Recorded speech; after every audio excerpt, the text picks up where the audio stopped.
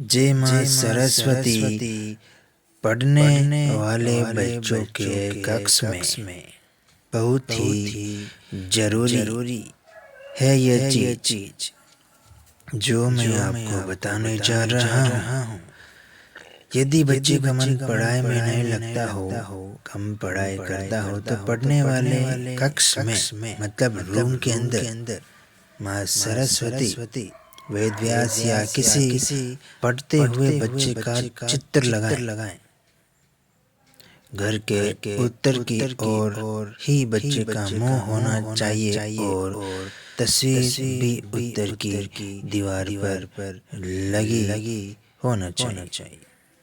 इसके अलावा किसी हरे तोते का चित्र लगाएं, जिससे बच्चे का पढ़ने में तुरंत ही मन लगने लगेगा।